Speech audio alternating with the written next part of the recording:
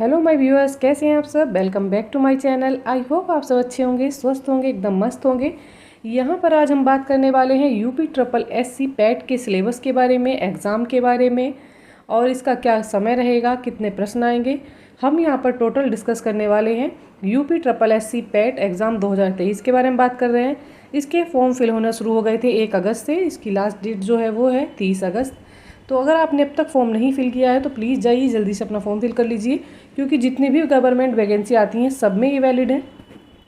इस एग्ज़ाम की एलिजिबिलिटी रखी गई है। अगर आप किसी गवर्नमेंट जॉब के लिए यूपी में फॉर्म भरना चाहते हैं तो अगर आपका पैट क्लियर नहीं है तो आप फॉर्म फिल नहीं कर सकते हैं। तो इसलिए आपको पैट का स्कोर कार्ड अवश्य चाहिए, तो उसके लिए आपको फॉर्म फिल करना होगा। और हाँ, बता दूँ कि ये एग्ज़ाम जो है आपका 1 साल तक के लिए वैलिड रहता है। जब से आपका रिजल्ट आता है तब से ही 1 साल तक के लिए वैलिड होता है स्कोर कार्ड। चलिए, तो आज हम बात कर लेते हैं इसका सिलेबस क्या है।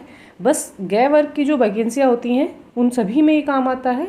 पुलिस की वैकेंसी को छोड़कर बाकी सभी जितनी भी गवर्नमेंट सरकारी कार्यालय हैं सब में पैट का सर्टिफिकेट चाहिए। पहले हम बात कर लेते हैं यहाँ पर सिलेबस की। तो सिलेबस इसका क्या होने वाला है, इसमें आएंगे। सबसे पहले पॉइंट में दे रखा है भारतीय इतिहास। भारतीय इतिहास के बारे में हम बात कर लेते हैं, इंडियन हिस्ट्री के बारे में। तो यहाँ पर देख लीजिए क्या क्या आने वाला है। यहाँ आने वाली है सिंधु घाटी सभ्यता, वैदिक संस्कृति। इसमें क्या है, एक अच्छी चीज़ ये है इसमें कि इन्होंने टॉपिक खोल कर दे रखे हैं। आपको बस यही टॉपिक पढ़ने हैं, इससे अलग कहीं कुछ नहीं आता है। पिछले भी जो एग्ज़ाम हुए हैं इनका रिकॉर्ड रहा है कि इन्होंने बाहर से कोई क्वेश्चन नहीं दिया है, एक भी क्वेश्चन अलग से नहीं आता है। जो इनका टॉपिक होते हैं वे उसी से क्वेश्चन देते हैं। तो चलिए देख लेते हैं टॉपिक क्या क्या है इनके। यहाँ पर हिस्ट्री में दे रखा है बौद्ध धर्म, गौतम बुद्ध की जीवनी एवं शिक्षाएँ। जैन धर्म, महावीर जीवनी एवं शिक्षाएँ। मौर्य सम्राट अशोक के बारे में आएगा, गुप्त बारे में आएगा, समुद्रगुप्त चंद्रगुप्त द्वितीय के बारे में आएगा, हर्षवर्धन के बारे में आएगा।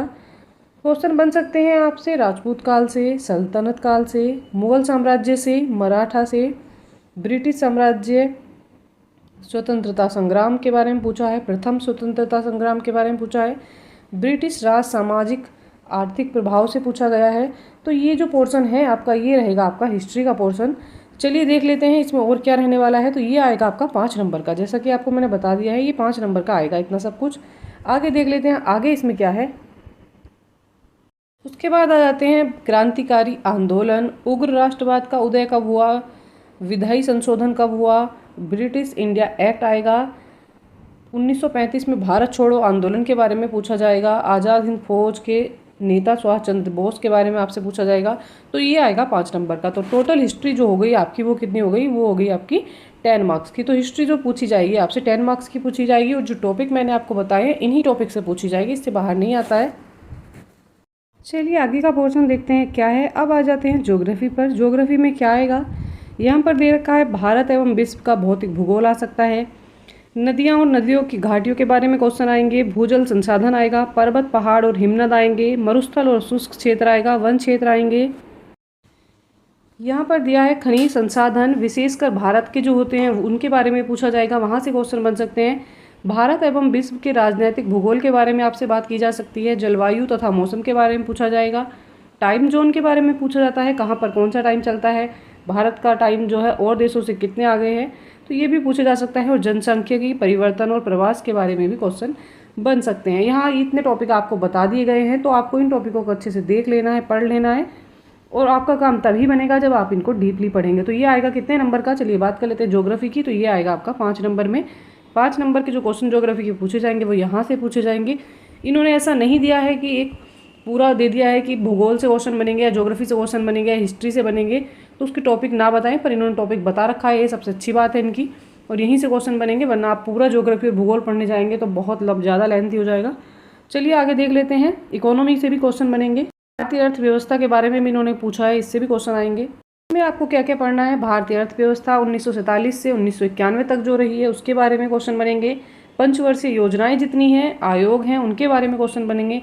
मिश्रित अर्थव्यवस्था, निजी एवं सार्वजनिक क्षेत्र, हरित क्रांति, दुग्ध क्रांति, ऑपरेशन फ्लड से क्वेश्चन बनेंगे। बैंकों का राष्ट्रीयकरण तथा सुधार से क्वेश्चन आएंगे। वर्ष 1991 में आर्थिक सुधार तथा उसके बाद की अर्थव्यवस्था से क्वेश्चन बन सकते हैं। आगे दिया है क्या, वर्ष 2014 के पश्चात आर्थिक जो सुधार हुए हैं तो उसके बारे में क्वेश्चन आएंगे।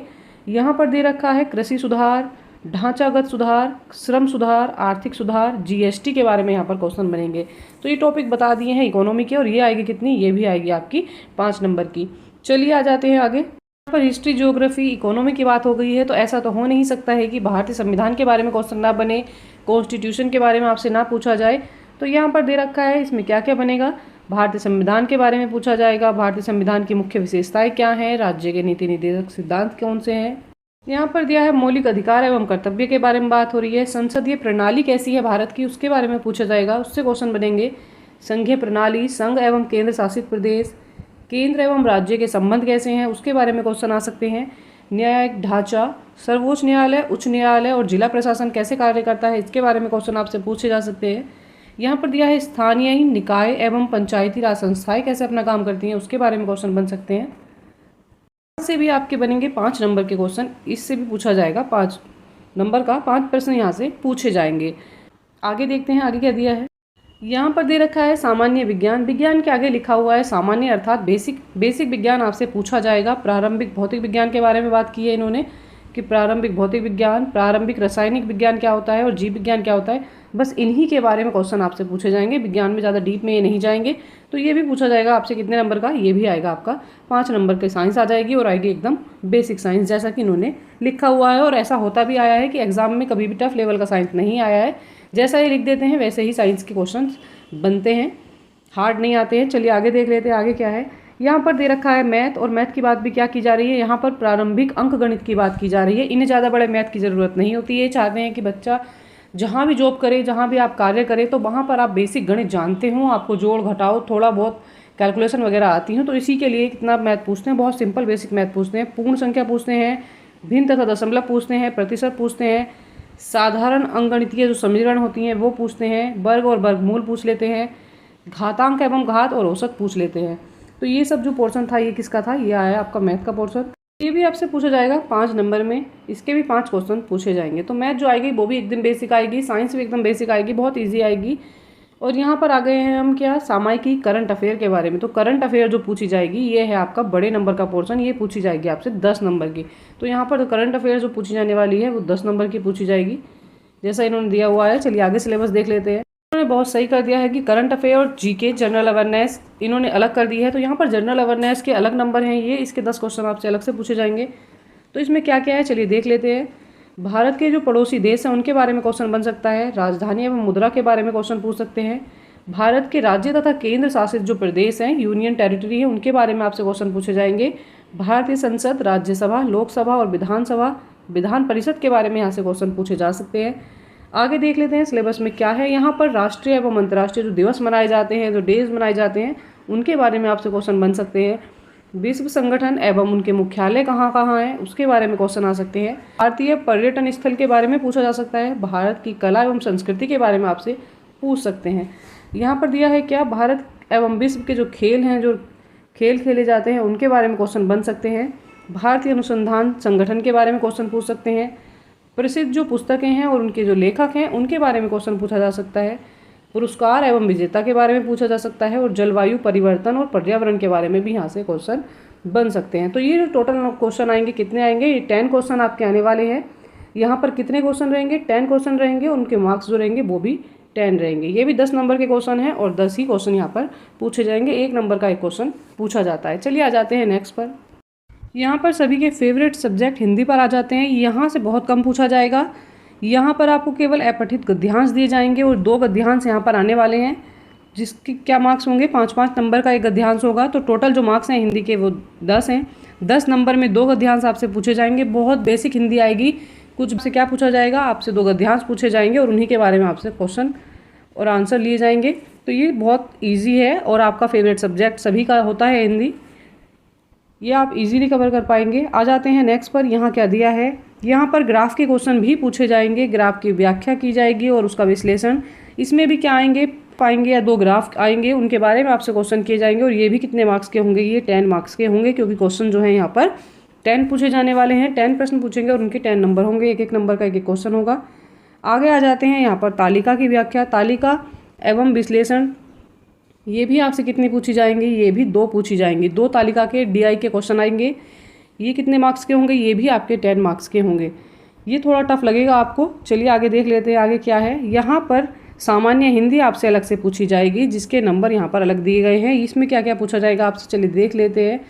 ये 5 नंबर की पूछी जाएगी, यहाँ से आपके 5 क्वेश्चन आएंगे।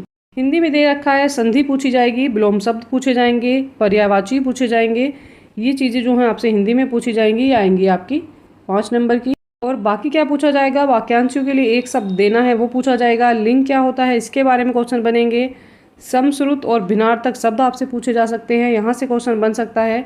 मुहावरे, लोकोक्तियाँ, सामान्य अशुद्धियाँ, लेखक और रचनाएं, पद एवं गद्य के जो लेखक होते हैं उनकी जो रचनाएं होती हैं वहाँ से आपसे क्वेश्चन पूछे जा सकते हैं। तो ये सारा कुछ आएगा कितना, ये आएगा आपका 5 नंबर में। और यहाँ से बनेंगे आपके कितने, 5 प्रश्न बनेंगे, 5 क्वेश्चन आपके यहाँ से पूछे जाएंगे। ठीक है, हिंदी का बेसिक सिलेबस अलग हो गया है सामान्य वाला, और जो 2 गद्यांश आएंगे वो अलग आएंगे, वो आएंगे आपके 10 नंबर के। तो जो टोटल हिंदी हो गई है वो आपकी 15 मार्क्स की हो जाएगी, और यहाँ से 15 क्वेश्चन हिंदी में आपके बन जाएंगे। चलिए नेक्स्ट देख लेते हैं क्या है। यहाँ आ जाते हैं हम इंग्लिश पर। इंग्लिश में क्या दिया है, यहाँ पर जर्नल इंग्लिश से क्वेश्चन आते हैं। यहाँ पर 5 नंबर के ही क्वेश्चन पूछे जाएंगे, और 5 क्वेश्चन आपसे पूछे जाएंगे। अंग्रेजी की जो व्याकरण है, जो इंग्लिश की ग्रामर है, वो आपसे पूछी जाएगी।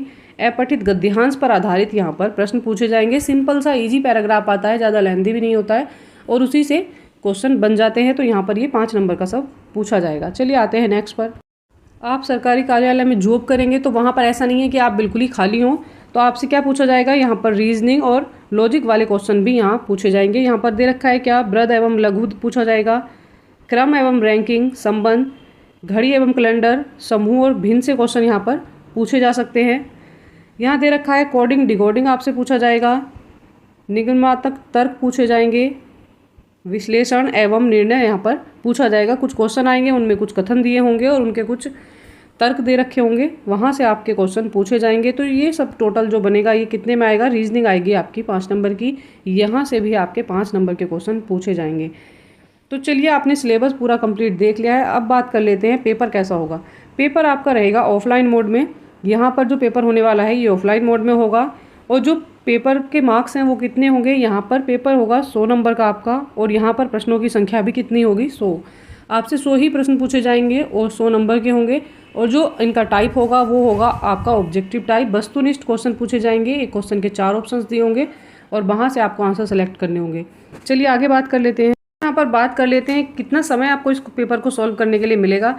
तो यहाँ पर जो टाइम मिलता है वो काफ़ी मिल जाता है। यहाँ पर 2 घंटे का टाइम आपको मिलेगा, और 100 क्वेश्चन आपको दिए जाएंगे। तो लगभग 120 मिनट आपको मिलेंगी 100 क्वेश्चन के लिए।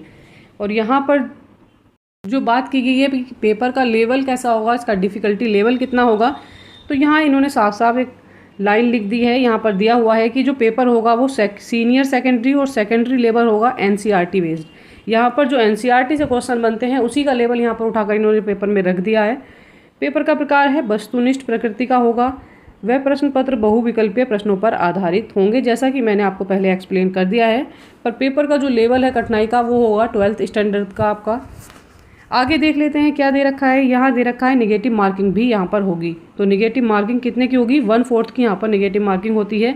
अगर आपने 4 क्वेश्चन किए हैं और उसमें से एक क्वेश्चन आपने गलत कर दिया है तो आपका 1 नंबर कट हो जाएगा। तो यहाँ पर दे रखा है कितना, आपके 3 ही क्वेश्चन सही माने जाएंगे, 1/4 की यहाँ पर नेगेटिव मार्किंग है। और अब आप सोच रहे होंगे कि एग्ज़ाम में टाइम कितना मिलेगा आपको। तो जैसा कि आपको मैंने बता दिया है कि 30 अगस्त इस यहाँ पर फॉर्म फिल करने की लास्ट डेट है। तो उसके अकॉर्डिंग आप मान लीजिए कि आपको 2 से ढाई महीने का टाइम यहाँ पर मिल जाएगा। और 2-2.5 महीने ये कोई ज़्यादा टाइम नहीं होता है, बहुत कम टाइम पड़ेगा, क्योंकि सिलेबस काफ़ी लेंथी है और इसमें बहुत कुछ पढ़ना है। आपको पता ही होगा हिस्ट्री और ज्योग्राफी के जो टॉपिक होते हैं बहुत ज़्यादा डीपली पढ़ने पड़ते हैं, क्योंकि क्वेश्चन कहीं से भी बन जाते हैं। और निगेटिव मार्किंग पेपर में रखी गई है, तो इसके लिए आप रिस्क भी नहीं ले सकते कि पूरा पेपर टिक कर देंगे। आप वही क्वेश्चन वहाँ पर करेंगे जो आपको आते होंगे। आप मुझे कमेंट करके बताइए कि मैं आपको जो टॉपिक है ये डीपली एक्सप्लेन करूँ या प्रैक्टिस सेट के थ्रू आप अपनी तैयारी करना चाहते हैं। पर मुझे नहीं लगता कि आप प्रैक्टिस सेट से तैयारी कर पाएंगे, तो आपको ज़रूरत होगी कि आप डीपली ही टॉपिक को रिवाइज करें, क्योंकि क्वेश्चन कहीं से भी पूछे जा सकते हैं। टॉपिक तो दे दिए हैं पर बहुत डीपली पूछे जाएंगे। तो चलिए, अच्छी तैयारी के लिए मेरे साथ बने रहिएगा। अगर आपकी कोई और क्वेरी है, आपको कुछ और बात पूछनी है, तो आप कमेंट करके मेरे से पूछ सकते हैं। और जो ये मैंने आपके साथ सिलेबस डिस्कस किया है ये आप मेरे टेलीग्राम से ले सकते हैं। इसका लिंक मैं नीचे डिस्क्रिप्शन में ऐड कर दूँगी।